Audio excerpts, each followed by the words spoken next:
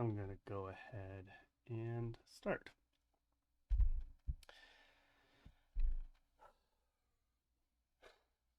It's funny. I referenced the Purple Monkey recording here, which is the most viewed video on the FreeMoCap sort of pantheon, and it starts with a similar kind of like lament about the the parasocial weirdness of like trying to like pull up the energy of talking to a group when you're actually sitting in an empty room talking to a webcam. And there's a cat here, but she doesn't really pay attention to the language part. So it feels appropriate that we shall be sort of doing similar things now. All right. And three, two, one, go. Sup. Okay.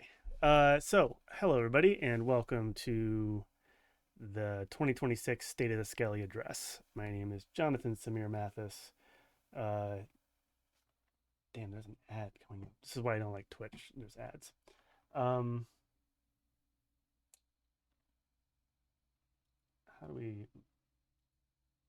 Well, I'm just gonna click the dismiss button and trust myself to be able to edit that shit out when it comes time to it.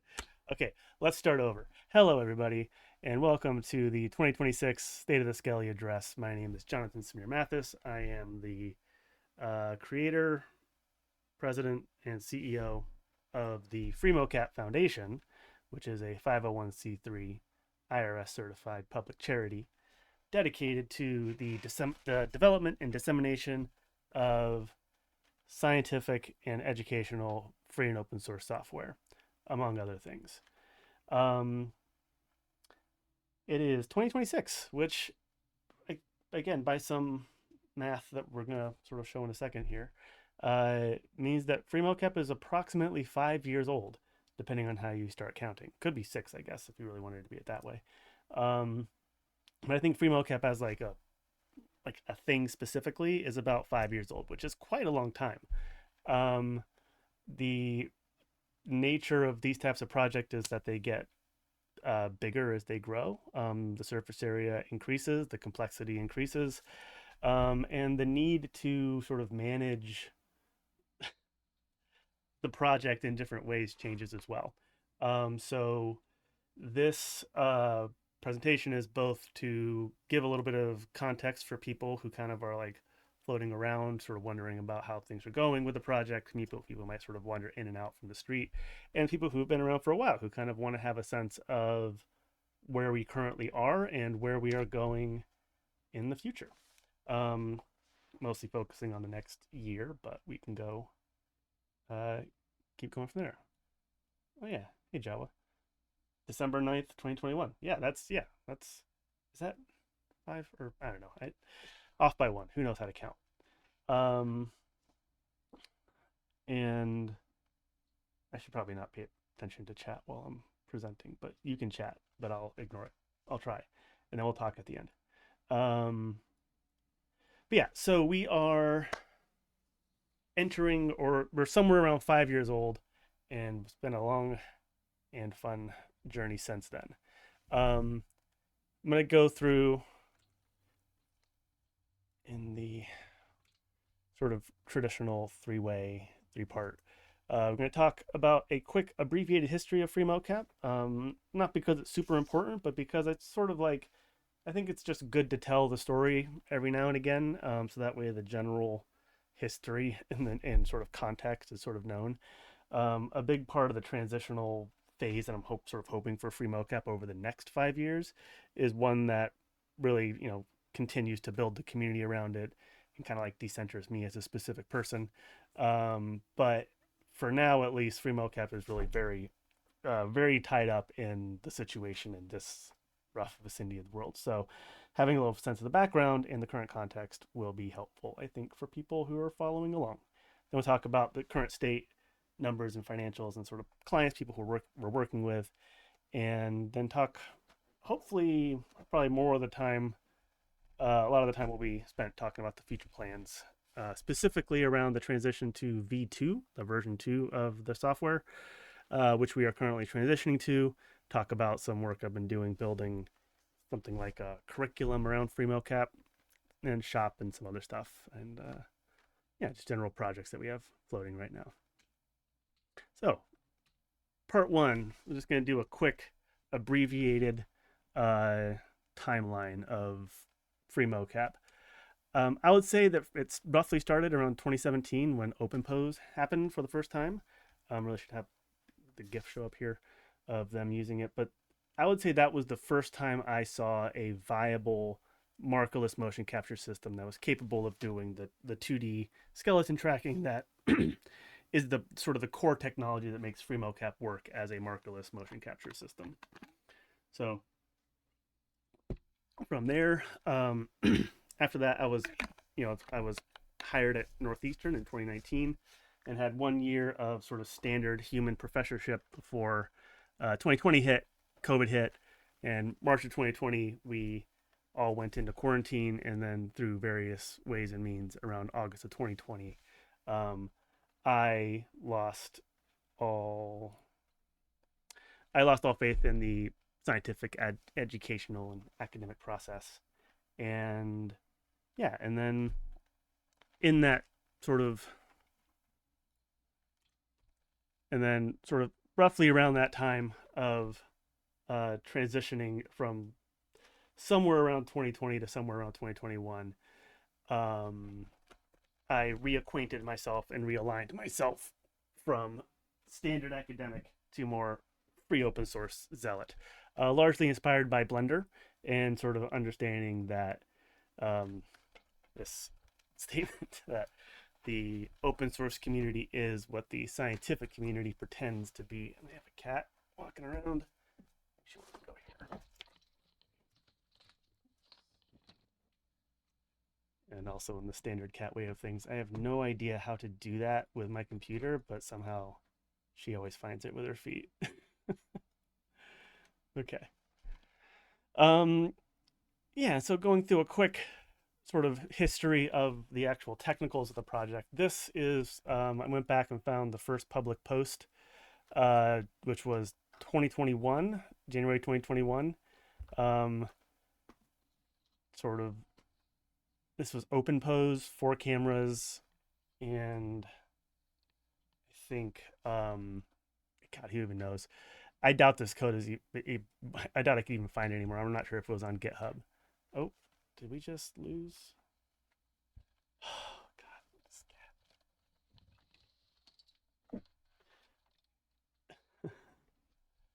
cat. Sorry. More cat crawling around problems. Pulled out the camera.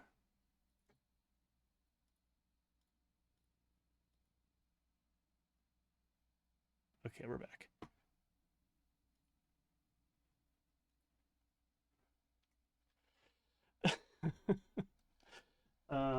I may have to close the door, but for now, I think we'll be okay. Yeah, so 2021, this was the first public post on Twitter.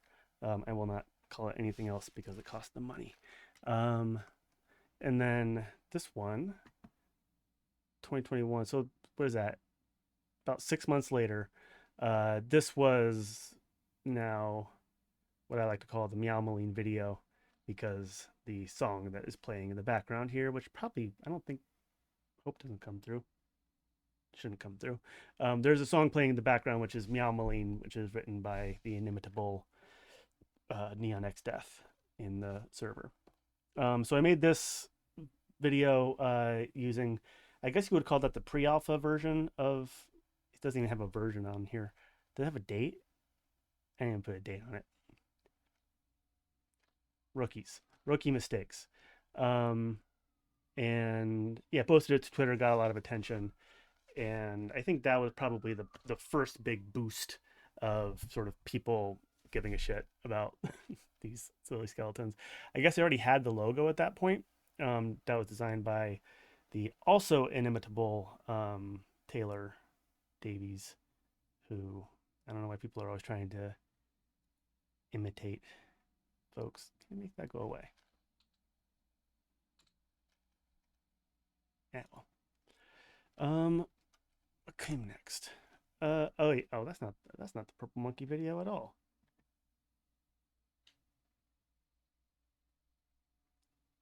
Da, da, da, da. That's annoying. One second. Let me find. That's the month. What? Anyway, um, so this video came out also around 3 years ago, um, using.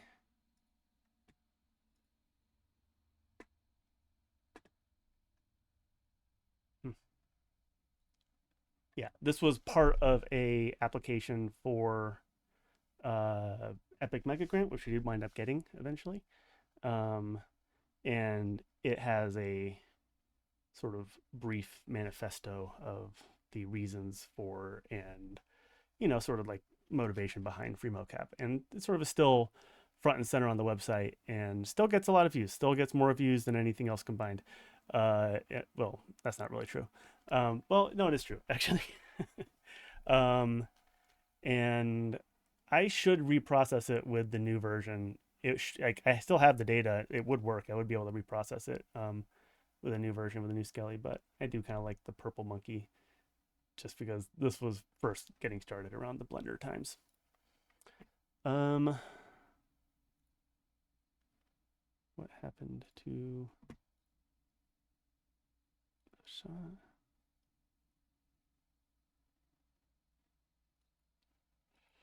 One second.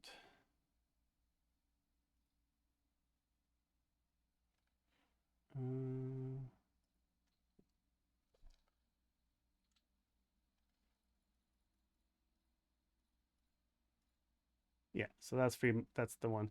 I also did post this rough cut tutorial with the invaluable help of Brother Paul. There was also a cat who was being rambunctious in the video, and in a similar sort of sense of this was rough cut because I was gonna edit it down, and then that was like whatever 3 years ago. It's fine. Yeah, and then September 2023 was the release of version one. At that point, I think there was no fanfare. It was more of a quiet, quiet affair of just pushing it. I think it was like it had like we had a bunch of versions that had RC on the end, and then at one point I was just like, okay, I think 1.1 was the first one without the RC, so it was a little bit what's the word, uh, anticlimactic, because it was just sort of, yeah, we skipped 1.0 and actually went straight to 1.1. But that's this one, and that is the current architecture that we are still using. It has improved a lot in many ways. I think special shout out to Philip specifically for doing a lot of the plumbing necessary to keep the dang thing up and running and fixing the bugs and making it workable. And also just basically dealing with all of my code slop in there. There was a lot being learned here, and ultimately the way that these kind of projects work, it is typically the decisions you make first that burn you in the end. And that's kind of the situation with 1.0 here, even as we are now on to, what's the next slide look like? Um, 1.7 now, with many improvements in the background now. Mostly at the data level, some at the UX UI level, some at the base functionality level. I think it's 1.7 that adds the ground plane calibration, which is a big technical leap, and yeah, just 1,000 tiny tweaks to make things good. I'm not going to talk too much about the details here about a lot of the parts because those things kind of deserve their own video. But anytime I'm showing Blender and the add-on, I have to give one of probably several dozen appropriate shout outs to old AJC for his, let's hit again, inimitable, third time inimitable work in the FreeMoCap sort of community space. And he made also like a lot of the work in the Blender add-on. So we do have an ad coming in 1 minute, and when it hits, I'll just pause and then cut it out of the final video. Yeah, so that was November 23rd. That was about 2 years ago, and then a long, slow inching up from there. Um, so around that time, I was trying to look if in the records of the social medias, if there's any specific moment that I could cite as the moment where I decided that we needed to slow the growth curve a bit. And I couldn't quite find anything. So it's somewhere in that range of like 23 to 25, um, that I was the community was growing, but it was growing kind of fast. And because it's a complicated software with many uh just it's even if it was a perfect software, it would be hard to use. And it's not a perfect software, so like I was just concerned about the rate at which people were coming in. Um okay, there's an ad starting in 5 seconds. I'll just kind of meander until that comes back. I think not everybody has to watch them if you're paying or something like that, but I don't know. This is why I wanted to multi-stream to YouTube, because I hate that I have to subject the world to ads, in order for them to watch me on Twitch. It's the worst. Wait, where did it go? How do I know if it's done? Mm, I don't know. I hope we're back. Yeah. Can someone in the chat let me know if the ads are done? I hate them so much. Thank you. I. Oh, it's a terrible world. It's a terrible world. You didn't see an ad? Did I skip it? What? Oh, maybe I accidentally skipped past it and then I just meandered for no reasons. Pre rolls are. Oh, there it is.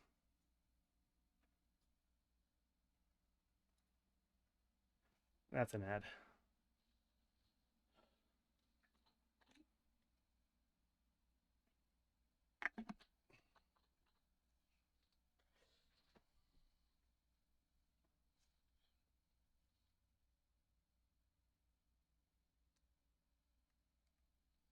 That's an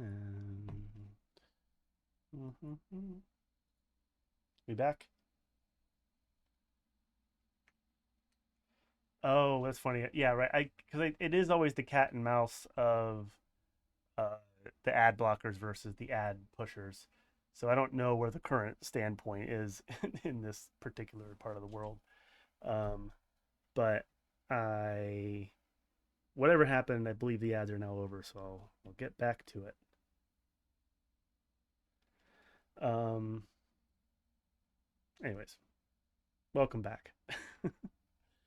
Yeah, so sometime around the 23, 24 range, the project started to grow, and it and it started to get a little. I was concerned because I was feeling. I think that might have been around the time that I read this book for the first time, or I haven't read it multiple times, but I read it once, and it was very um, formative. It's Nadia Egbal, making and maintenance of open source software. Oh, sorry, working in public, making and maintenance of open source software. Um, and one of the main sort of theses here is that when you're talking about an open source project, so the book is kind of a like an anthropological survey of open source software developers, and one of the main conclusions is that the primary resource to be maintained and protected in an open source environment is maintainer energy, because maintainer burnout, which maintainer is the person who maintains the code, for those that don't know, and maintainer burnout is the number one cause of death for open source software projects.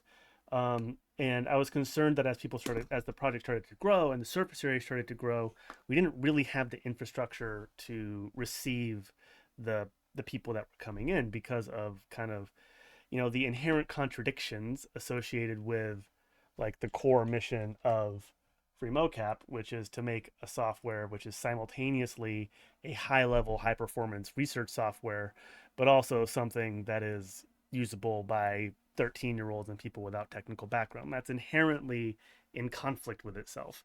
And so that started to feel that. And so basically, just stop posting, stop streaming. It's just the stopping of streaming was less of the control thing. It's just streaming is just somewhat exhausting for me. But I suspect it was something around here when you can kind of, and then it worked. It worked actually quite well. So we stopped doing posting. So at that point the scale was such that there was enough organic growth that people were kind of making their way in. I was sort of getting into a conference every now and again, and then it's really focused the energy on. And then we also have really good SEO because it's a lot of people search for free motion capture, it turns out.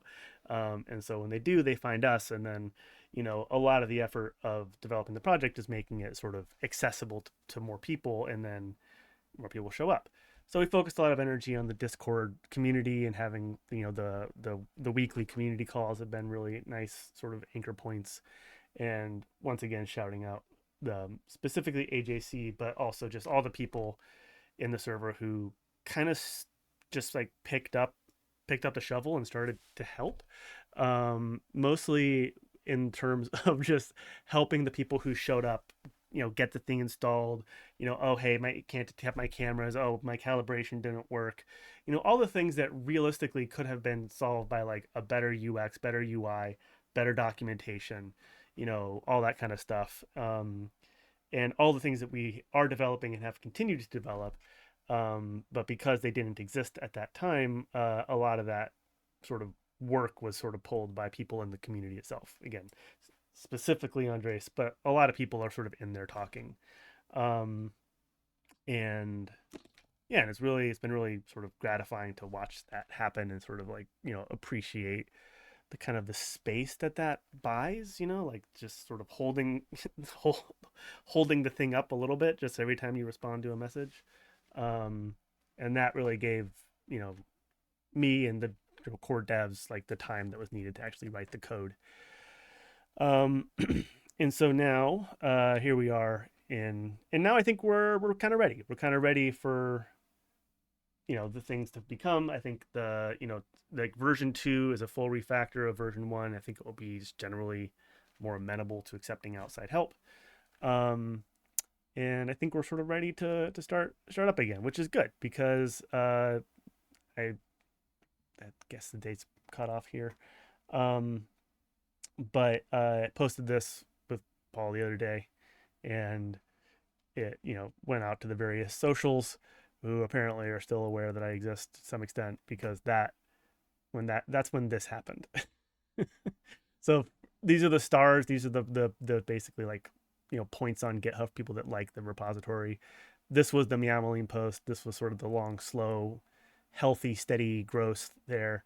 And then we make one more post, and then this happens, and it's like, see, this is why you don't want to wake up and then there's another 0 on your user base. That's not comfortable. Yeah, this is and I think a nice representation of like about the current state of the data. This is nice, very clean data. Someone on a perfect treadmill, perfect lighting, and yeah, it looking pretty dang good.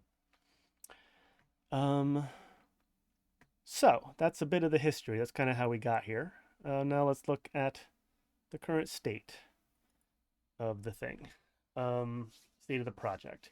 Again, this particular presentation will not be focused too much on the technical side of FreeMoCap. This is at like org level type of thing. So by the numbers, GitHub stars, we have 4,533. That sort of slow growth over time there. The Discord server has 3,000 plus people in it. Global users have over 10,000 and 140 people reached, which we will sort of take this moment to take a brief aside. A field trip into freemocap.org/data.html, sort of up here on the panel. This panel is going to change how it looks in a second, but you'll figure it out. And so this is the growth curve over the these are all the people. So these are the pings from the front of the GUI where it says uncheck if you don't want to send anonymous pings or whatever. And so these are all the pings that have come in. Actually, these are not the pings; these are the unique IPs. These are the people who, like, which is our proxy for like individual people. Um, and this is I stole this plot from a climate change um, representation, but it's I think it shows here. Um, and yeah, so if we look, so this is the fun animation, and this is the more static chart.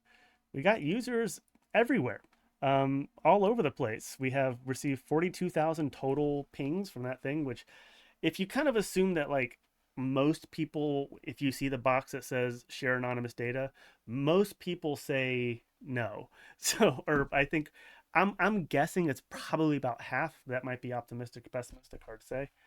Um, and yes, the so yeah, so these are underestimates, and then the users, sort of estimated users, are sort of the unique IPs, which is of course, you know, not accurate for a number of reasons. 140 countries represented by from those pings, including, you know, so I made this blob after I scheduled this talk. And when I saw this, I'm like, wow, maybe I shouldn't have scheduled it in the evening on the East Coast, because this is the middle of the night for where apparently our biggest uh, core of people is, which is Central Europe, specifically in the kind of uh, Germany, France, England area, which is where a lot of like research labs are. We got a lot of people over, a lot of people in India, a lot of people in China. Um, this is our total users over time. These are new users per day. Um, and this is pings per day. I guess it just be flipped. Um, so uh, rate of growth is growing. And then this is some analysis of like, do people come back? Because a lot, almost half of these people are single shot, like bouncers. Like they see it, they turn it on, they can't figure it out, and they leave. So this number I think is kind of like a key, with like a performance number I really want to look at, is like, how many pings do we get, but how many times do people come back? Like, we want people to be sticking around and learning how stuff works, which is, a design question that we'll get to. Um, yeah. Yeah.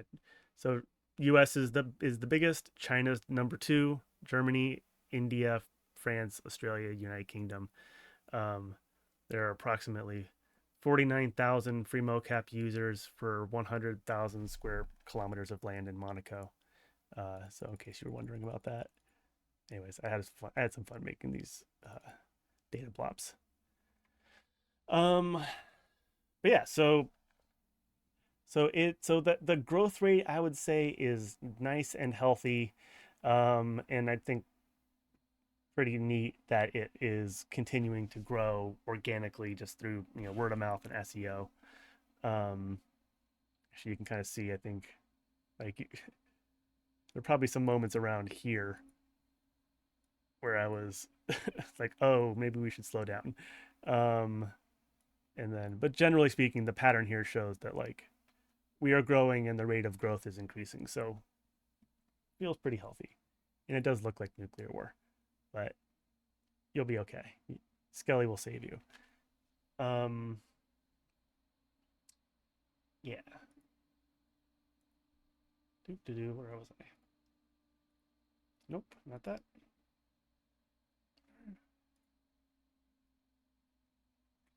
I lost the presentation again.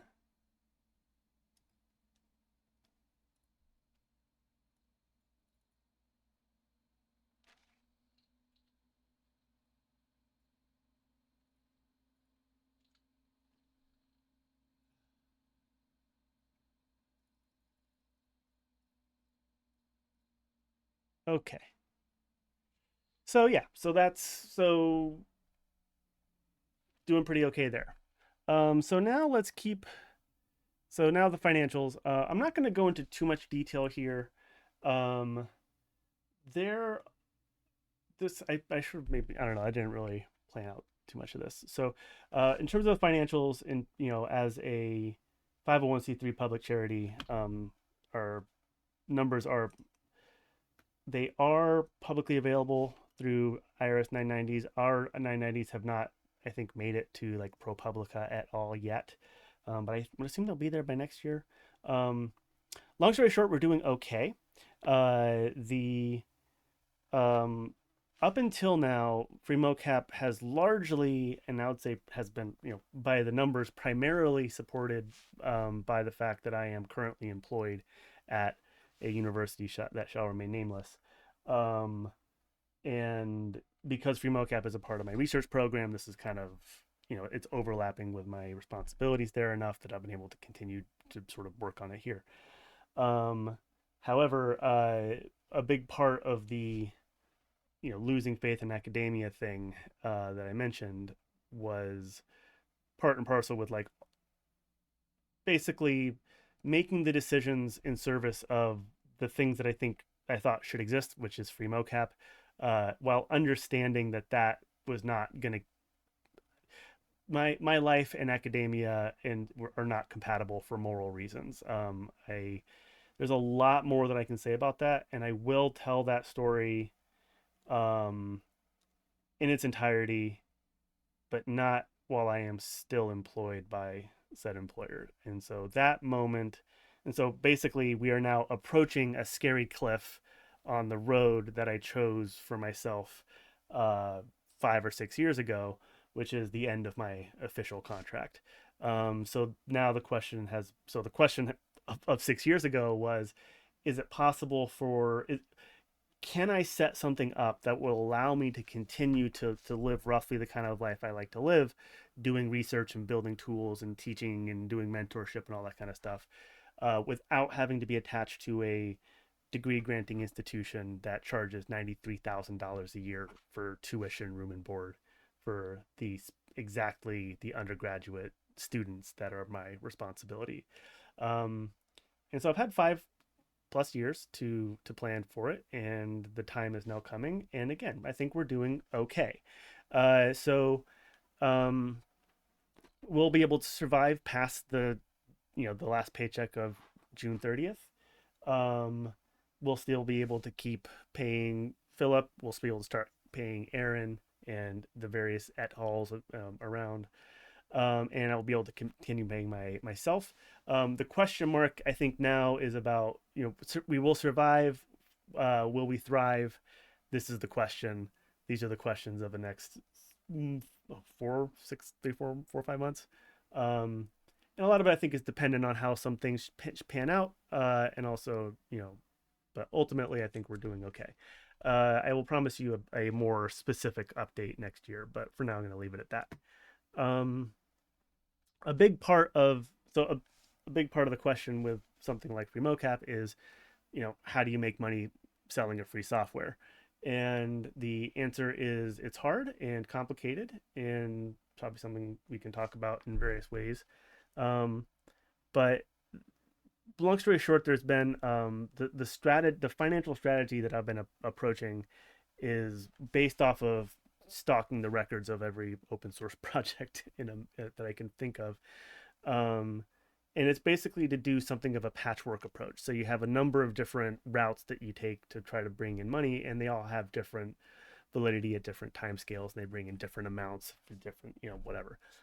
Currently, so eventually the plan will be we're building the infrastructure to start applying for grants, which, it's a we run relatively light. So a single sort of like solid grant would serve us for pretty well.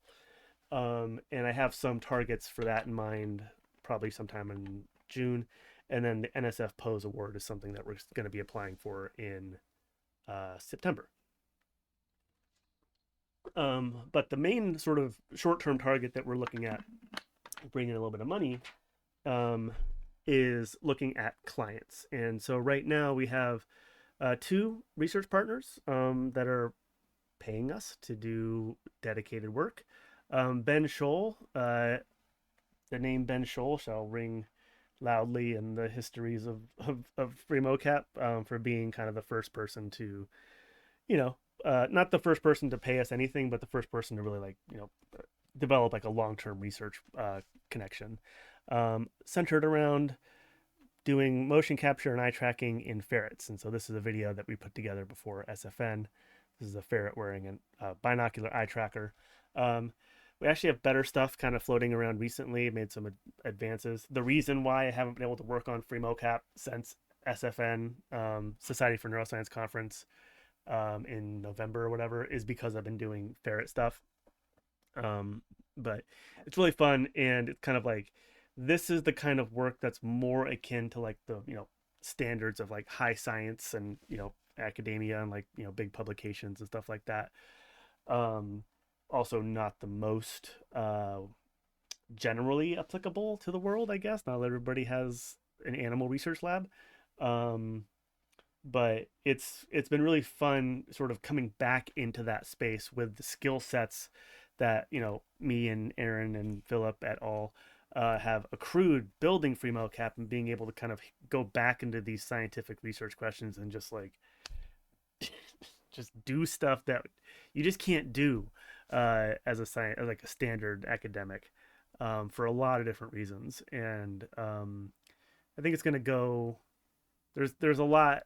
I'm My scientific career, I do not believe, is over, despite the fact that my official academic employment is coming to an end. FreeMoCap is sort of at its core a research institute, so I'm just now a self-employed rogue scientist doing eyeball work on tiny animals. So the latest addition to the short list of wonderful people is Diego Fernandez, who works at Cincinnati Children's Hospital Medical College, who we met through his PhD student Burgundy Walters at Society for Neuroscience in San Diego. And they have commissioned us to build a mouse eye tracker. So smaller than a ferret, but I think it's handleable for, again, into the technicals. But there's I will post this a link to this sort of information in the description to the video, so you can go to the video. In this video, there's a longer description of the methods that are being used. But we have also been commissioned to build a mouse eye tracker for Diego Fernandez, specifically to look at pupillometry over sort of extended periods of time. So if you are a person who studies mice and are interested in doing mouse eye tracking, this is a really good time to reach out to us to get sort of, early bird special, I guess. As we are building the thing to begin with, this is a good time to sort of let it be known what your specs are, and you can support it early on, or you can buy it later, and it's, I guess, advantages for both. But reach out to us if you have thoughts. More generally, I guess slides are a little bit out of order. We are now offering paid service contracts, so unofficial motto is knowledge is free, labor is unbelievably expensive. So if you have funding and are interested in building particular research apparatuses, tracking the eyes of some strange animal, combine motion capture, eye tracking in any context, or just generally setting up FreeMoCap as a research tool, let us know. It is not, reach out to us through this services page on our website, and we can talk. It's not cheap work. These are not like, in no offense, but I do not want to write a grant with you.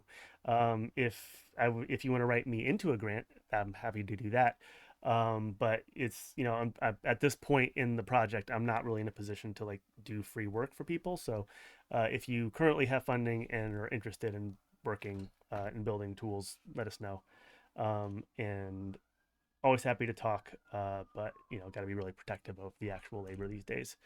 We're also, like, I'm not really pushing this quite yet. There's going to be, I think, more of this towards the, like, once the V2 kind of comes online, but kind of like pushing for like bronze, silver, gold sponsorship types of thing.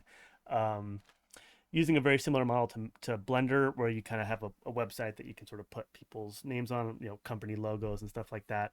So if you are a business or working with a business who might want to, whose interests are aligned with FreeMoCaps, I guess, and sort of like if if if it is in your interest for FreeMoCap to be sort of successful and have specific sort of shapes, reach out to us and we can, yeah, corporate sponsorship. The general sort of structure there is like we put your logo in some place of honor, and then you get to have kind of conversations with us around, um, like it's like shift. Like I'm not going to shift the project, but I might shuffle the priority list based off of, what the constraints are, and we are, a certified public charity, so we are so donations are tax exempt. Let's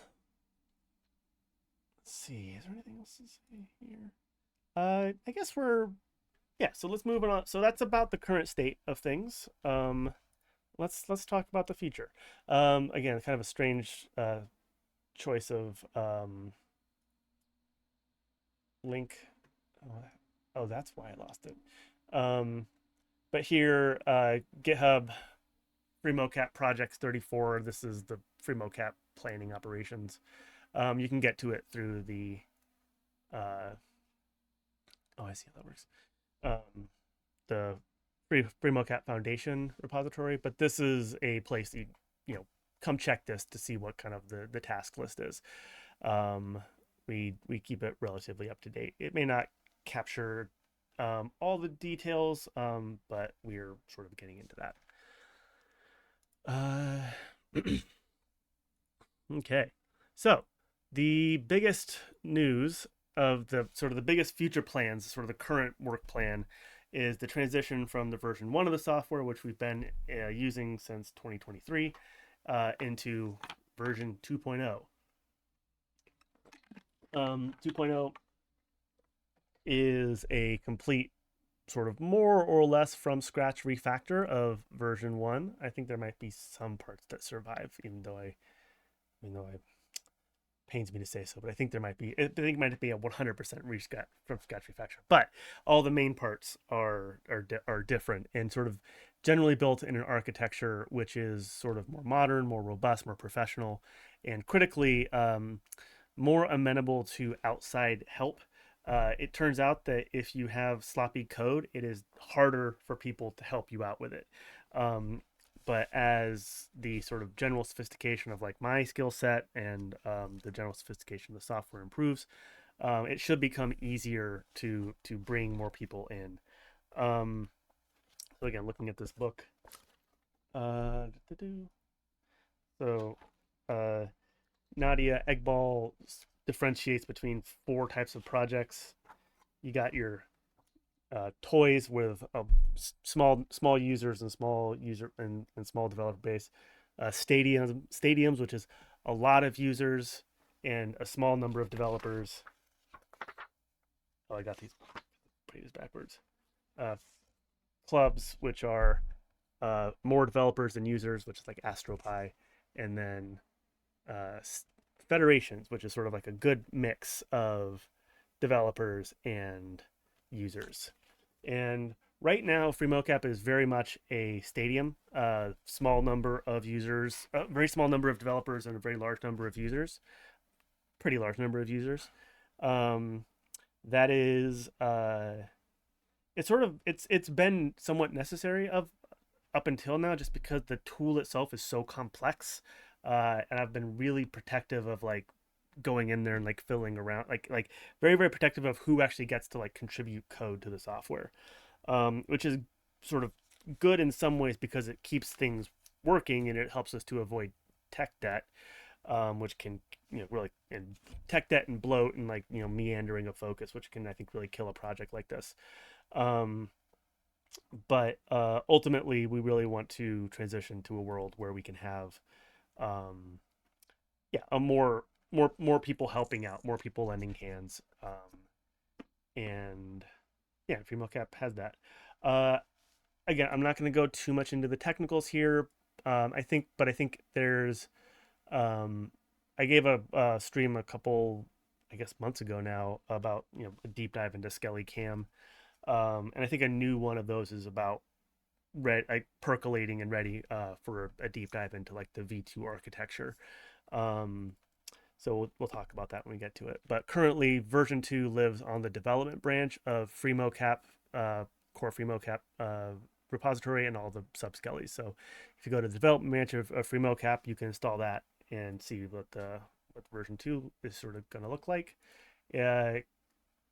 Currently, it looks like this, which the UI is again kind of busted, but it is functional, and it's kind of a React Electron front end with a Python Fast API server backend. And then we'll talk more about that at some future time. I'm going to come back to this UI in a second. So the release plan is going to go through a standard development cycle. So currently we are in a state I call pre-alpha. Pre-alpha is where it's known to be broken. Like, it's not like you can use the V2. You can use it. It does have real-time processing, which we have shown works at SFN. It does not have post offline. What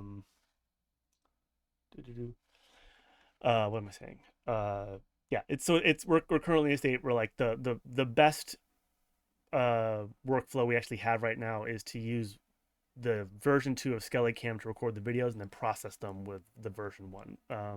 So getting from the state of like fixing all the parts that we know are broken is how we transition from pre-alpha to alpha.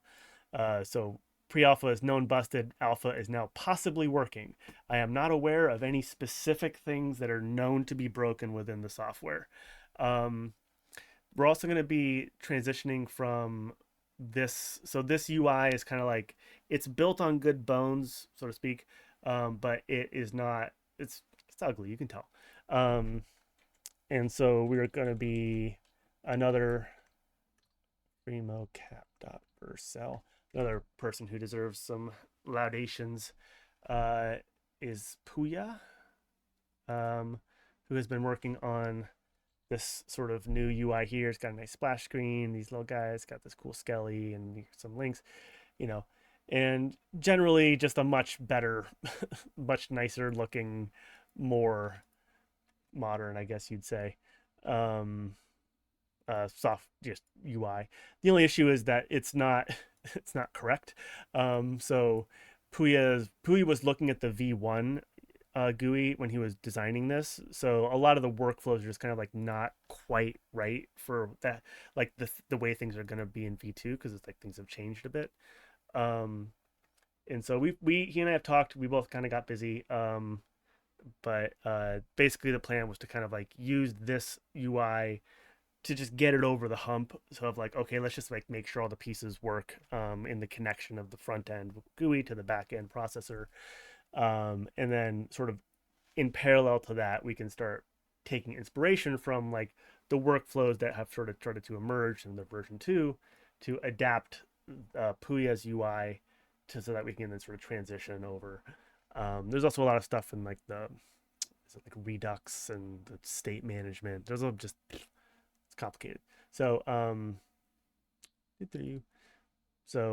we will so in the transition from pre-alpha to alpha, whether it's before or during, is when I envision that sort of transition to occur.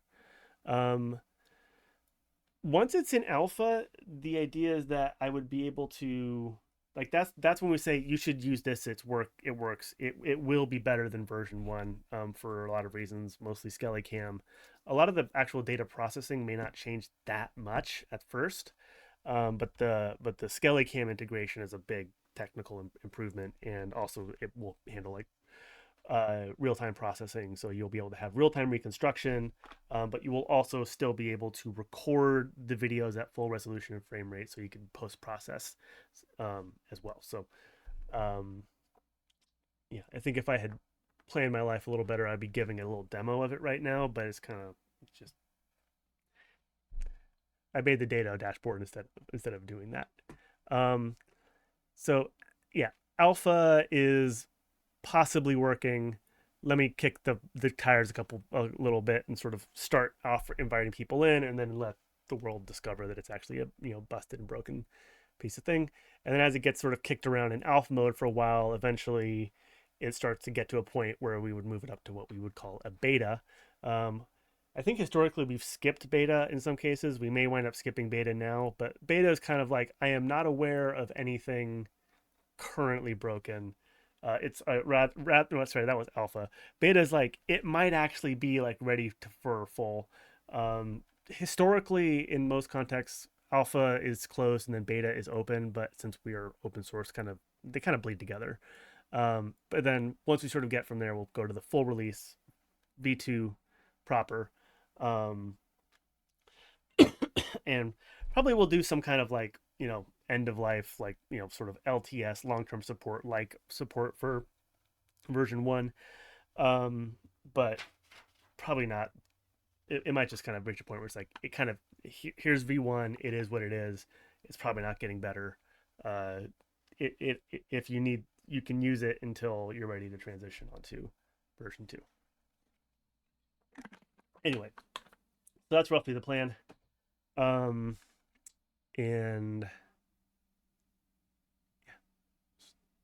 yeah. So now there's a couple more little pieces to talk about. Timeline wise, at some point in past, I said that we would have something out by the end of the first quarter, which would be the end of March. Optimistically, I think we should hopefully be living in V2 alpha mode by the end of March, but historically, every estimate should be multiplied by some factor. So we'll see. And then I don't think it's too optimistic to say that by June or so we'll be in full V2 land. Oh, I also didn't have it on the slide here, but a huge part of the V2 planning and V2 architecture is a single click installer, with like the ability to install it, run it, and use it without ever touching the command line is something that we don't currently have. We sort of have it with the PyApp installers, but those are not the most stable for a variety of reasons. So version 2 will have like a proper regular old standalone installer. I figured out how to do code signing, so your virus checker shouldn't eat it up. And that should be a world where we're living, FreeMoCap.org/download, and it's just like every other software you've ever used in your life. And that is a time, I think, once that milestone gets hit of you can use it without ever touching a terminal. I think that's when um, that plus real time plus like the improvements to the animation outputs and then the general like scientific validity of it increasing. I think that once we have the standalone installer kind of like really solidly working, that's when the vibes of the project might change a lot. I think that no matter how easy you make it to install something from terminal, the terminal itself is going to knock out at least 90% of your possible user base. So, I think given the bones that we already have with this sort of terminal based kind of janky app, my belief is that once we sort of transition to a more modern looking, uh, you know, sophisticated architecture, that's when we might see another zero show up every so often.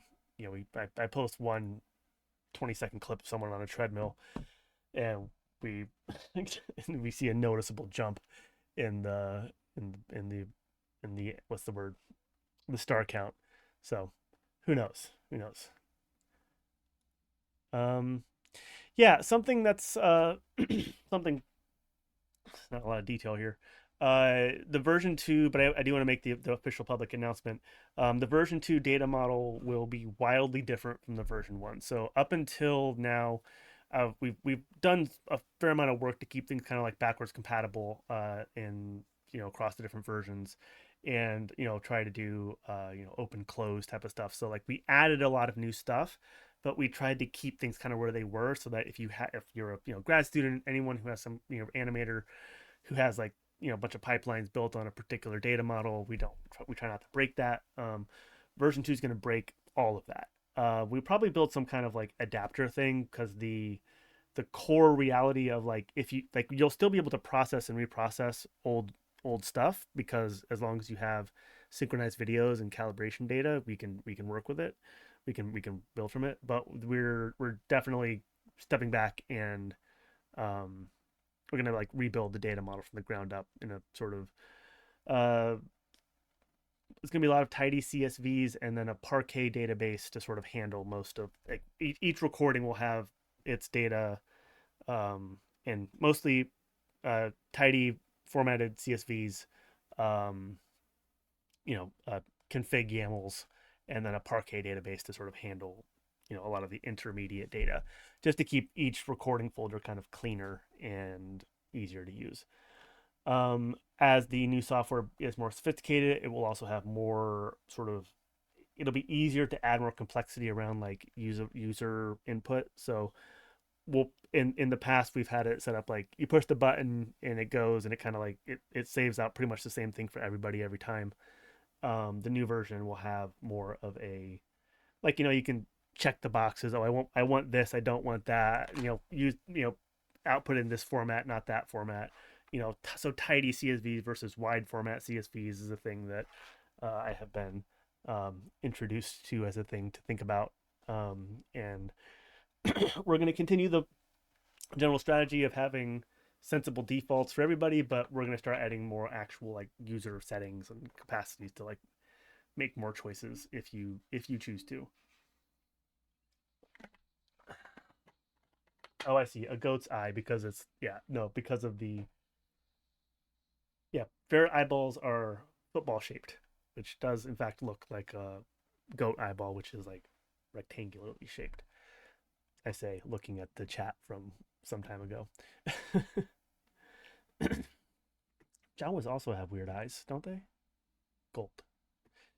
Um, so yeah, so as we transition, as we're going to be changing up the data model, I'm also gonna want to start doing more kind of like public facing, kind of like request for comments. A lot of open source projects use these kind of enhancement protocols. So PEP is the classic one. So PEP 8 you may have heard of. Python Enhancement Proposal, I think, is what that stands for. And so we're going to start trying to do something around SCEP, so Skelly enhancement proposals. And the general sort of move there is like we in the core maintainer team will make some post somewhere publicly in GitHub, sort of findable in various ways, that says, "Hey, here's the plan. Request for comments open for this amount of time," and then sort of invite people to show up and have opinions about things. Other people, like, I'm talking about it now from sort of like a centralized way, but eventually people can come in from the outside and say, "Hey, I have an idea for a thing that we can do." Um, that and then other people can post their own Skelly enhancement proposals, and it's a way to sort of like invite community input without being like, what's the word, locked down by the need to have like everything be a conversation in the commons. So we post the proposal, we sort of keep it as kind of like a conversational space, we sort of have conversations about it, but ultimately the decision comes down to the core maintainers, and ultimately those decisions come down to me. um, Another thing that probably should be written down in next year, I'm gonna have to write a lot about the governance structure of FreeMoCap for this NSF Pose grant, so I'll get some of that written down. But in passing, FreeMoCap is currently in the stage of what's called a BDFL, which stands for Benevolent Dictator for Life, which is a joke that was probably really funny in the 90s. It is the standard governance structure of open source projects. Like there's some person in the center that ultimately makes the decisions. So Linus Torvald running Linux is the classic, and BDFL is the simplest architecture, but it is also the most centralized and sort of problematic for a lot of other reasons. So I'm kind of proposing architect governance structure called BD FastPot, which stands for Benevolent Dictator for a Set Period of Time. Um, I don't know exactly what that time would be, but the way I'm kind of thinking about it now is we've been doing this for 5 years. I think slash hope that in another 5 years it'll be a good time to start planning some sort of like dissolution of centralized responsibilities. I am hoping that 5 years from now, 2031, God bless us all. If that around that time, I'm hoping that the general community structure of FreeMoCap will be such that like we can start having a governance structure and a sort of a conversation around the software that is not just like this guy saying stuff. But yes, it is. These are the challenges. But the nice thing about the plan to have the benevolent dictator for a set period of time is that you're a dictator. So if 5 years happens and then I'm just like, oh, we're not ready yet, you can't. Okay, we're gonna push it out. We're gonna push it out, and if you don't like it, let's put it to a vote. This is my Syrian heritage coming in. It's like I know how to run elections as a dictator. You just say it because it's um yeah, free Syria. We good free Syria, death to tyrants. But not me just yet. Give me some time. Um, there are models. So what's his name?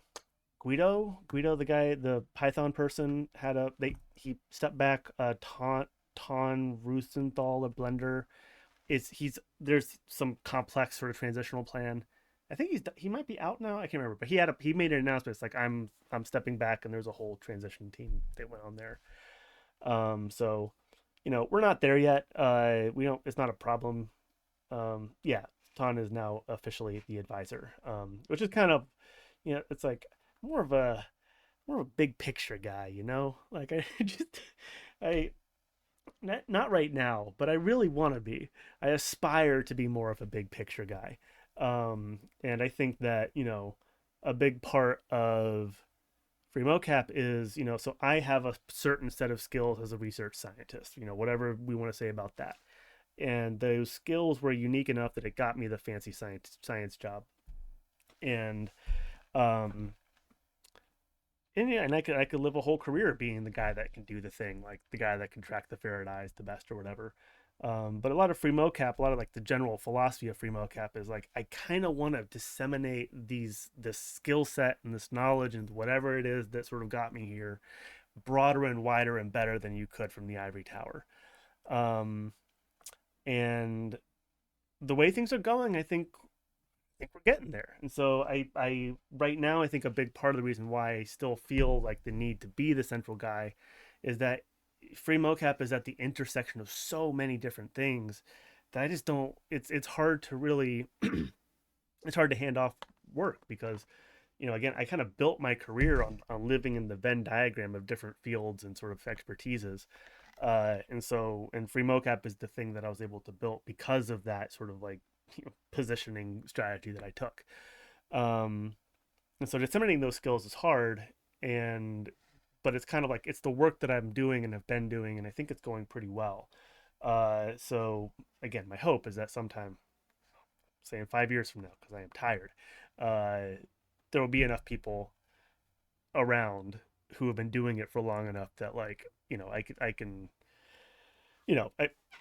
it's already happening. Like your Phillips and your Aarons and your Andreses are like every unit of time their skill sets ratchet up. They're making bigger decisions. They're running bigger pieces, bigger chunks, and that's going to continue. And more people are going to sort of roll in and have fun and learn and get better. And we'll see. You saw the nuclear war map. Like it's whatever the hell it was that happened in that manic episode of 2020. It appears to be resonating at some level.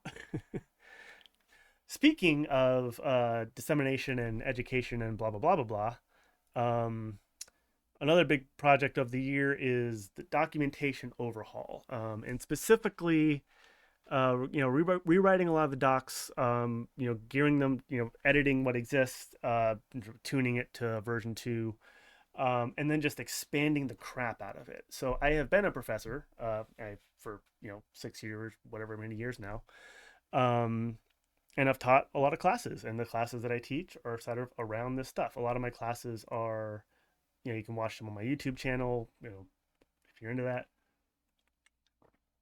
Um, but now that that sort of official academic ivory tower phase of life is sort of drawing to a close, I am ready to start, thinking about how to sort of, build more actual education and structure into the FreeMoCap sort of lifestyle or whatever, or project. Like the FreeMoCap has always been at its core an educational project. Um, let's see. So, wait, what am I trying to show here? I'm trying to show this. So I already have pushed a thing to, there's a repo, github.com/freemocap/university. Um, it is almost entirely AI generated at this point. I found myself in a situation where I was like stuck in an airport for quite a long time. So I kind of like vibe coded this whole thing. Um, so it's not like, it was kind of like very long voice transcriptions type of stuff, and like materials I already had. So it's really fairly well tuned to like my actual what it actually needs to be. But just saying, don't go, if it's AI slop in here, so don't get too excited about it. But the general structure is it gonna be not that? What are we looking for? This um, is a good representation. Um, so this as well as a little vibe coded sort of viewer, but the basic idea is going to be like building a curriculum, using both my experience running the project and also my experience as a college professor teaching students, and have kind of a module based curriculum with micro certifications associated with it. So the idea would be that you'd have like a beginner class. This is sort of pretty similar to our current documentation, and then sort of a more advanced, FreeMoCap usage class, 101, 201 type of thing, and then splitting out into kind of different subspecialties. So, if you want to focus on like, the three main sort of sections are the technology, meaning mostly like development and the core tools. So Skelly Cam, Skelly Tracker, Skelly Forge, Skelly Blender, Skelly Core, kind of. So splitting up the curriculum around the technology according to the structure of the actual project, and then also subspecialties under like the scientific route, which is the basically like the scientific applications of FreeMoCap. So for using a FreeMoCap as a tool for studying perception motor control, biomechanics, motor control, getting towards clinical applications, things like that. And then the third leg of the tripod, I guess, is the artistic route. So that's the animation and game designer stuff. Realistically, this is the part that I personally know the least about. But there's a lot. I'm learning a lot every day, and there's a lot of people in the community who would, I'm sure, be able to help out with that. So this is sort of the idea of, I guess, official, unofficial announcement of the possibility of starting to work on this. Um, the sort of like the FreeMoCap University uh, approach, which will basically involve slowly over time me adding new, basically fleshing out um, each little blob here. Each dot in this graph is intended to be kind of like a little short course, and short course meaning like like a lecture plus some sort of optional, like, to have micro certifications you have to have some kind of an output. So we're gonna like record a, like, one of the things might be instructions on how to like record your own recordings, then you can upload it to some server. It does some sort of internal checks of, validating that your data is not bonkers. And then if you get it, then you get a little check mark, and then you get the micro cert, and then that's, like basically it's a badge you can put onto various places, and you give you a little badge in the Discord server and stuff like that. So this is something, it could take a good long time, but I think on the scale of, a year, I would hope to have some some success in chunking this out. Um, there's also, like, once you have a curriculum like this, there's funding that you can get around that. Like this is fundable at some level, or at least can be a component of a grant. So um, we'll see. Oh yeah, another announcement. So I feel like I've been teasing this for a while, but Skellybot uh, coming soon to a server near you, optionally if you're not into it. Um, so this is like a project that I've been working on for, like, years now, but it hasn't really made it much to like the forefront of like the FreeMoCap conversation. Long story short, I have been, since I think it was the summer of 22. I can't remember exactly. I've been building and deploying AI-based teaching tools in my classrooms, and so I wound up teaching 6 total semesters this busted using this Skellybot repository. Skellybot is basically an AI chatbot that lives in Discord. The tech has shifted. Discord has never been the right tool for the job there. But the general strategies that I have learned around using AI in a teaching context, and sort of like like like building educational structures around the use of AI that open up the possibility of teaching in ways that were just not possible beforehand. And a big part of it is like using the AI bot as kind of like a simulation of what it would be if you could do what everybody knows is the best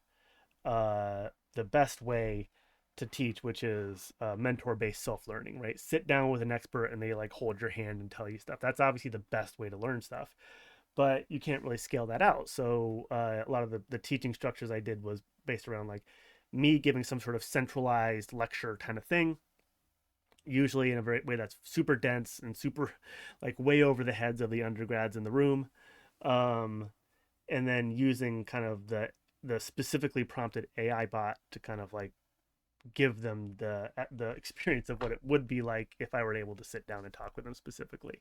Had a lot of really good success with that, and I think that same kind of model of using the AI as sort of like the buffer layer between, the one to many of teaching, where there's like one professor like object and many student like objects. Uh, Having like the AI middle layer there to sort of smooth out that transition is something that I want to incorporate into this world of open source software, because I think that the one to many problem, boy howdy, it shows up. And I think that in the world where we're trying to bring more people into the project who can contribute and sort of like find their space within like the pretty broad technical landscape that we cover, these kind of teaching tools I think can do really well. So we'll see. Right now, trying to get to the point of feeling comfortable enough with the structure to just put it in the server. I think that there's a lot of what we would call RTFM questions that show up. No shade, but it happens a lot. There's a lot of questions people ask that the bot could answer pretty well. So there's a certain social aspect of like, how do we sort of integrate AI into a community space without it like feeling shoved in an uncomfortable way and in an unhelpful way.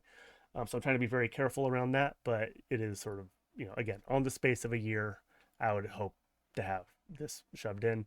And minimally, it's definitely going to be a part of the educational program here, because I'm going to be applying the teaching strategies that I've developed to this FreeMoCap University project. Where are we at? Getting close. Skelly Shop. Hoo boy. Talking about money. Cash money, guys. Um, so this is one of those things in terms of the patchwork of potential income streams. This is at a short term small potatoes, long term medium potatoes. The main thing now is that there is now shop.freemocap.org. It does exist. You can use it. And specifically right now, the main thing is it does is that you can. Does it not show the two? Why doesn't wait? Where's the other one? How do I see the second page? Am I blocking? Uh, okay, I don't know why that isn't showing up there. So this is, you can buy a Truco board.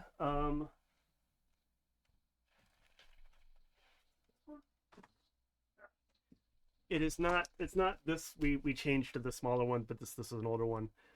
It's this size, so it's 18 by 24, so it's pretty solid. It's on this sort of corrugated plastic. This one just has the Skelly head, but the one you ordered here has the full cheat sheet, which looks really nice, blown up big. So it's kind of like you use the front of the board to calibrate it, and then the back of the board to sort of teach you what you're actually doing and give you sort of helpful tips and advice. Um, it's it's currently running through a print on demand service, so it's like expensive and slow, and we don't make any money off of it. So I don't like that. So it costs $25. I think shipping winds up being like 10 or more. I don't know. And we don't make any money off of that. That's like breaking almost even. Um, so I hate that it's expensive, and I hate even more that it's expensive and that it's not it's not even getting we're not even getting any money out of it. But it does exist, and that's the important part. Um, and there's some, obviously, I think, a lot of opportunities for more sophisticated systems. There's like, like if we just print them in bulk and then send them out ourselves, we can, have a much different, like the cost structure changes dramatically there. But then now you have like sort of more labor involved. Um, this may be talking ahead of myself, but I'm sort of expecting to get connected to sort of a local like tech incubator high school type of thing. Um, and then, people doing work study and stuff like that who can actually do the little manual labor there. So we're going to try to flesh this out. So I think currently this is a pretty good way to get a Truco board. Like, I think we're competitive with what you would pay at like a FedEx or a Kinko's or that type of thing. I have no idea what the landscape would look like internationally, but I'm speaking for America.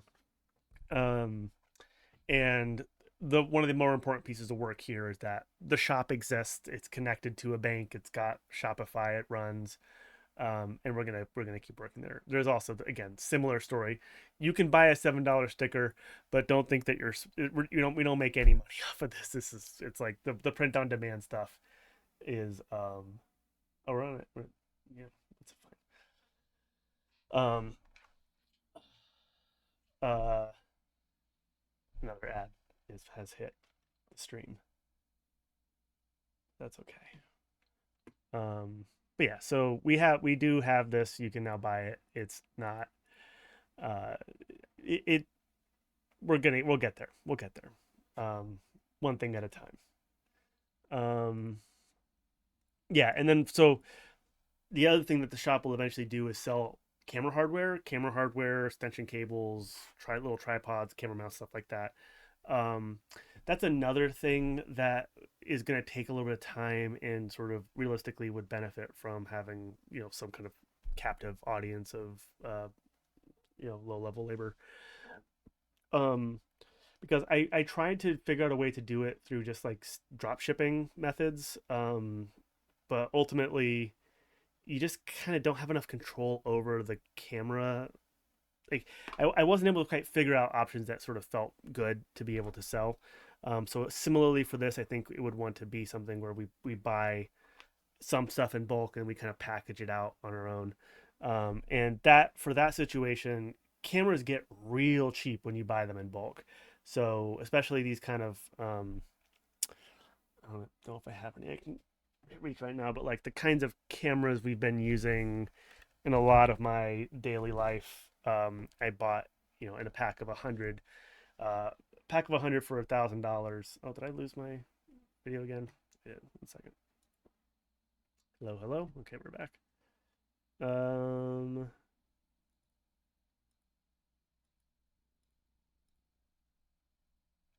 Hello, we're back. Uh, Speaking of cameras, yeah. So, if you buy cameras in bulk, they get really really cheap per camera, and I think that it wouldn't be too hard to sort of find a source like the right kind of factory in China to get large amounts of cameras. then sell them, and then sell like packages for classroom settings, stuff like that. And I think that people would be into that. And then once you have a system like that where you're fulfilling the mission and having like the cheapest possible entry point for motion capture, then you can also sell better cameras, higher quality stuff, higher, you know, cameras cameras go all the way up and all the way down. And a lot of people, there's people out there who would be willing to, who want the research cameras. Like the people who are building research labs are now actually trying to minimize cost. So that's kind of a part of the infrastructure that we're kind of like planning out. And yeah, in the short term, probably not going to make any like actual like meaningful income out of that. But uh, you know, while I'm trying to get the cheapest possible option onto the shop, it's much more of a community support thing. Like I'm just trying to find a way that y'all can get the stuff you need to do motion capture like as cheaply as possible. Like I don't want you to have to go to Amazon or, I think we could even do better than like AliExpress and stuff like that with the right kind of planning. And then just taking the question marks out of it. And then, I don't want to make money off of that layer of the community, but once we have that set up, the people who have more money to spend, we can sort of have different arrangements there. We'll see. Where are we now? Ah, yes, validation. One of the very exciting moments of FreeMoCap history is coming up, which is old Aaron Cherian is about to defend his dissertation. In the next couple of months, Aaron has been working dutifully uh, since day one, really, I think, doing like the really hard work of validating FreeMoCap as an actual clinical research tool. Um, these are just kind of it's more placeholder than actual anything else. It's just like, here, let me dump all the data down. Um, and so his dissertation is about using FreeMoCap, validating FreeMoCap as a clinical research tool. And he is soon to be sort of defending that. And then the idea is that he's got this. Where'd you go? Did I lose again? Oh, I know. Right here? I clicked too many times. There it is. So we have this oh, is that FreeMoCap? Like he's been working out of this FreeMoCap validation repository, uh, and that will be both kind of like a source of code and data and visualizations and documentation, and then also kind of serve as like a white paper for the validation. So he's going to defend that. We're going to sort of clean it up for more public facing capacities, uh, publish it in some kind of peer reviewed journal or another, and then once that's kind of working, then we're kind of ready for a new plan, a new target, which is this is another kind. This is like a multi-year target, and that's to get FreeMoCap FDA certified as a clinical research tool. 510K certification, they call it. Currently, so the rules are that FreeMoCap cannot be used. We can call ourselves FDA certified as a research tool simply by putting this statement on here that says that it is not a clinical tool, which is really funny to me. Basically, the idea is that you say this is certified as a research tool. It is not to be, yeah, not cleared for clinical use, so not to be used in diagnosis, not to be used in treatment, stuff like that. So you can use it for research, publication, like that kind of thing, but you can't use it to like diagnose somebody with an illness or something like that. Um, to get to FDA certification as a clinical tool is a set of somewhat complicated. Um, it's some complicated stuff. Like it's federal stuff, and it involves a lot around the code, like the software itself being to a certain point, the documentation being to a certain point, and showing that it is possible for researchers in other places to use the tool and have reliable outputs from it. It's FDA sort of like the ruling of the for stuff like this, for free stuff like FreeMoCap, is that there are not really risks to the patient for using it, but there are patients because it's complex enough that there's a possibility of clinicians using it and getting like bad data and then having bad sort of decisions based off of that. That's the risk that they're concerned about, which honestly is super valid. So the work that Aaron has been doing for his validation for his dissertation is kind of step one towards this sort of longer term journey towards getting this FDA certification. Um, Realistically, it's like that's the kind of thing you can write grants around. It's probably going to be like a multi-year target to shoot for. But once we do get there, then we're now actually like you could put us into hospitals and kind of like I've had this dream for a long time of like the $500 gate lab. Like you usually like you don't get a gate lab in a hospital that doesn't have less than like 5-6 figures worth of funding. And we could potentially build something that like you could put in places that have really no resources. um, and I don't know if you can think of any places that might be in the need of really low cost prosthetics fitting, but I certainly can. And this is something that again, you can pursue it in various levels, but since we're talking about org level planning, we do want to target trying to like getting the federal certification. I think is a target to be shooting for on the next n number of years, shall we say. um Getting close. And then finally, last but not least, the Blender add-on, the Freemo Cap Blender add-on, which again, Andres has been uh, key and key and critical for this, and just doing really amazing work. Um, yeah, you know, yeah. If you use Freemo Cap at all, you've used the Blender add-on, and if you haven't, then you should because it's really cool. And the next sort of goal there is first of all we're going to transition the name. It's we're going to call it transition name to Skelly Blender so it fits the model. It's also kind of funny.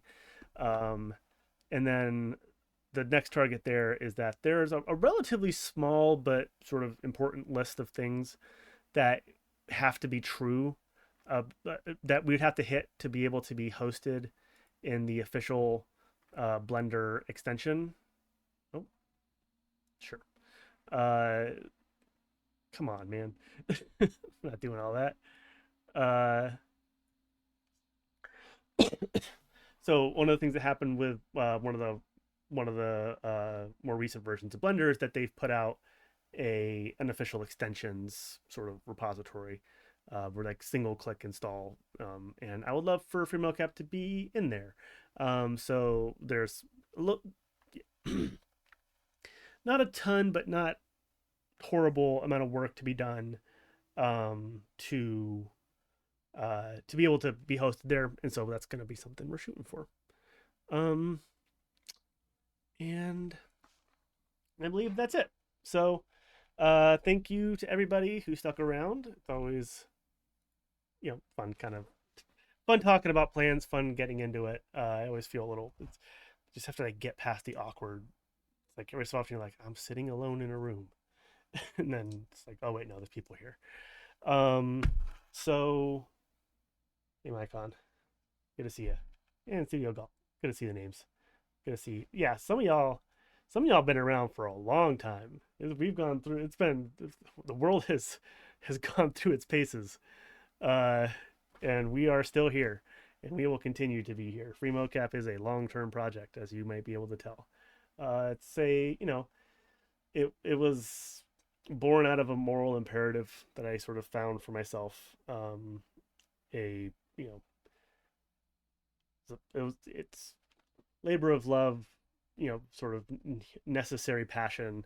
Um, People talk sometimes about like, people sometimes describe this as like a charitable activity, and I guess technically, officially, it is a charitable activity, but like, it's not like I feel like I have a lot of other options, like not. I mean, I do have options, but like this is kind of like it just feels so much. It's the thing I should be doing, so I'm doing it, and it's working out, and it's not a lot of people are around doing it.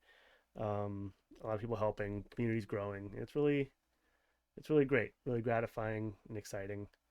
Um, and yeah, it's like what am I gonna do? Charge for it? That's insane. If I was gonna charge for it, I would just stay a professor, you know, or go work for Google. When I talk to people about FreeMoCap, by far, the most common thing that people say is, "Why is it free?" You know, why is it free? What do you mean? Why aren't you charging for it? That's a thing of value, they say. It's a thing of value. Why aren't you charging for it? But ultimately, one of the rules of FreeMoCap is that anything that can be duplicated infinitely is we don't charge for. So I don't I can't imagine the ethical grounds of like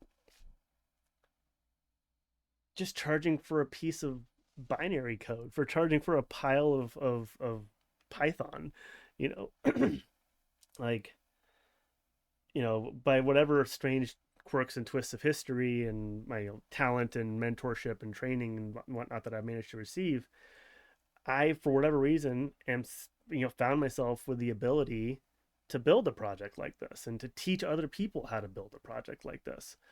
And the idea of like there was a time when I would look at like the paid versions of FreeMoCap, like the Move AIs and the Cocos and whatnot, and I was like, well, no harm, no foul. Um, but I've radicalized a lot, and yes harm, yes foul. Like it's just I see that as like you're another person, whoever, like another person, group of people who also have this like this like capacity to build this kind of thing, and then rather than giving it away, you leverage the distinction, that distance between you and the world around you, to like suck money out of people, and I don't like it, and I don't support it.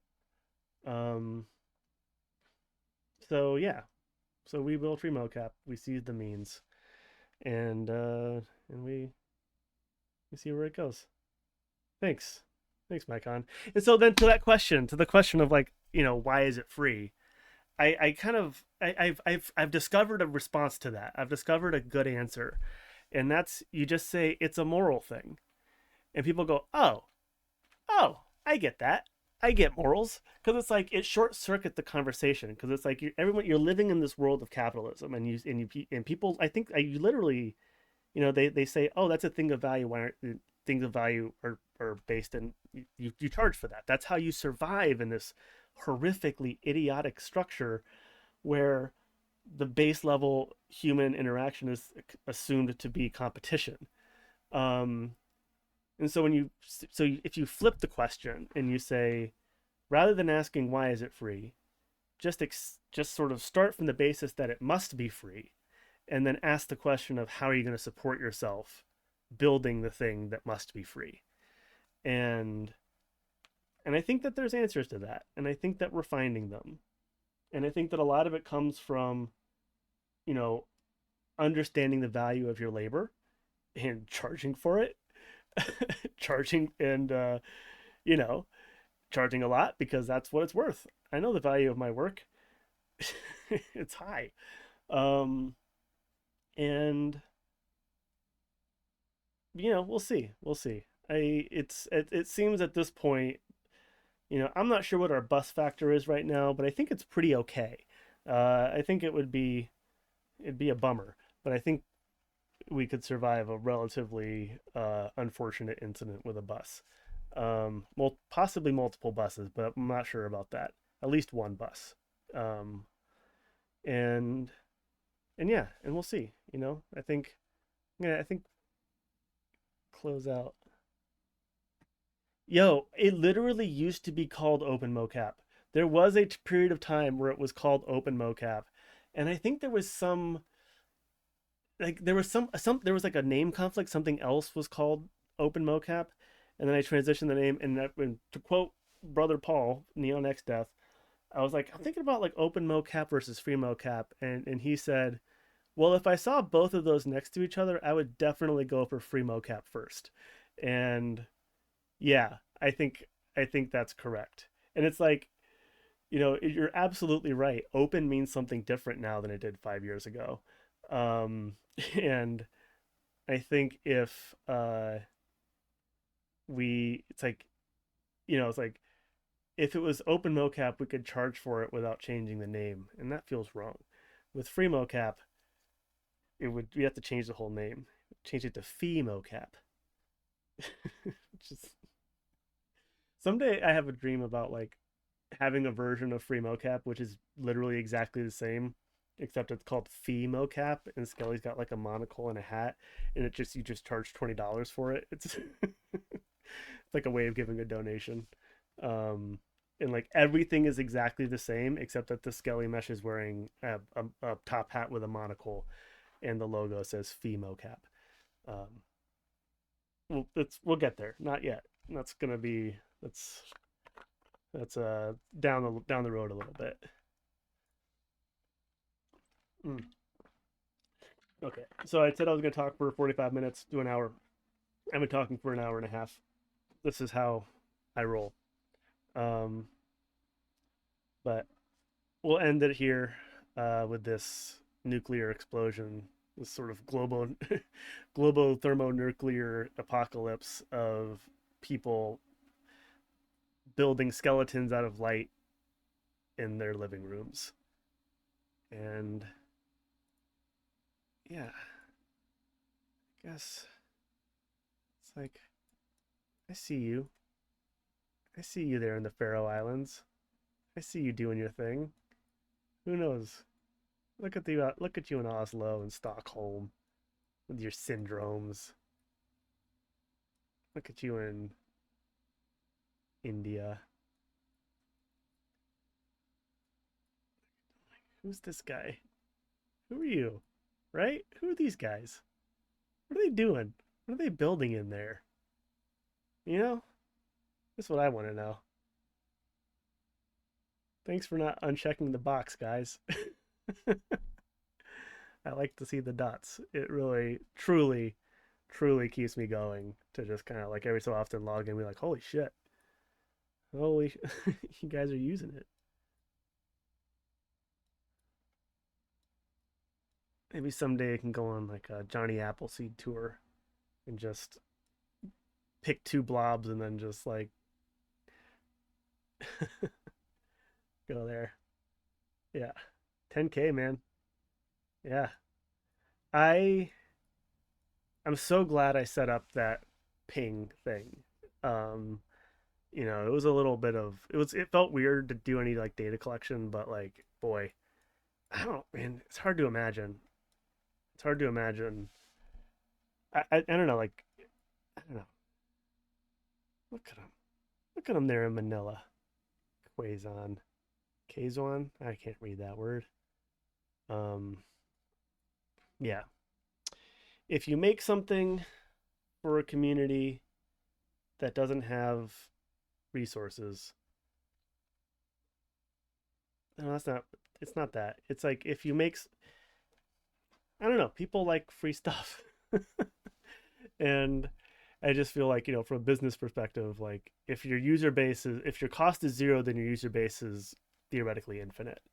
And in software money world, they talk about like what's it called? It's like money per user, like price per user, resources per user, whatever it is. The dots are light in the darkness. I should do that. That would be nice. Oh, can I have that? Do I have that? Hold on.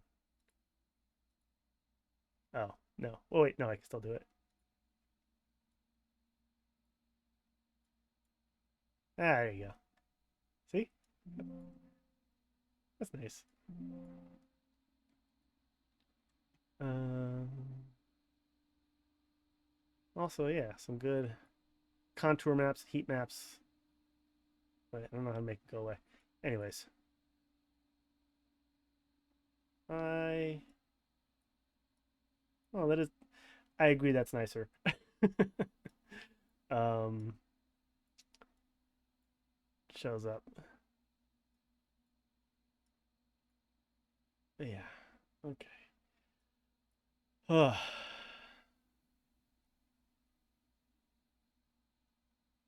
oh wait, actually, Oh, oh. Anyway. Um. All right. Last call for comments. And then I'm gonna go pass out. I feel like I say this every time I do a stream. I'm gonna try to stream more because I do like it and it's fun and it's a good way to kind of like, just think.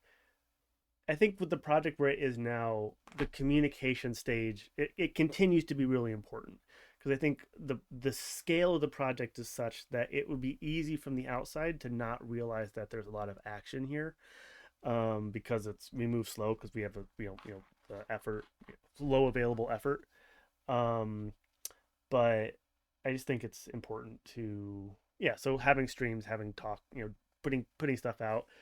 Generally, we get like it's famous last words. I play on stream more often as famous last words, and they're the last words I think of every single stream I've ever made.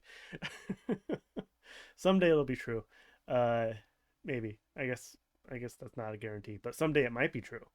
You never know. Um, okay. Let's play the game of let's figure out where to raid y'all to.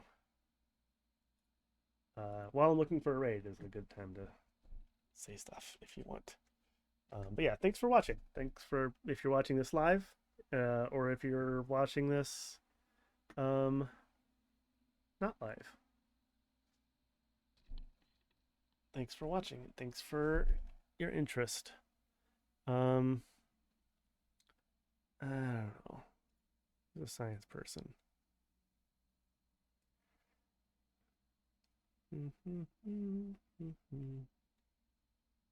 Chunky stuff. Yeah, let's kick you over here. That seems like a good choice.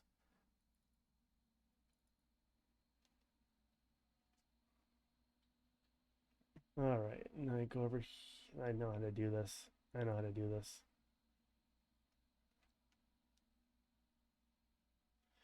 Oh yeah, Micon's talking about fancy equipment.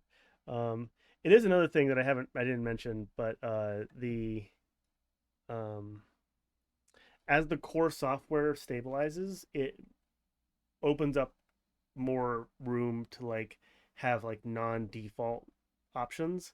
Um, so a big part of the work that's happening for V2, which I didn't mention, is like removing the necessity to use MediaPipe for everything and having the like more hot swappable models. Like the ferret stuff was built with Deep Lab Cut, and then Aaron's been working with RTM pose and VIT pose as options.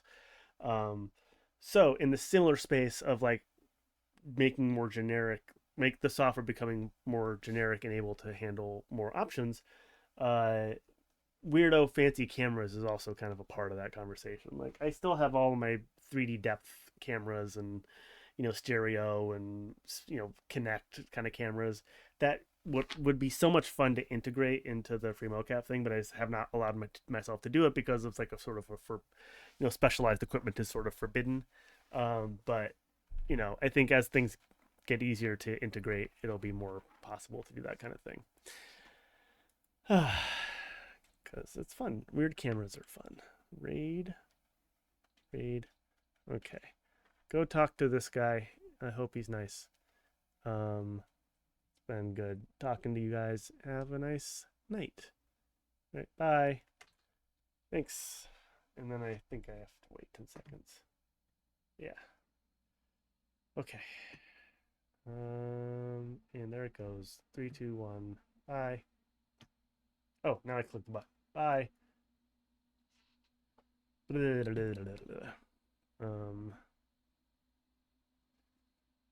Okay.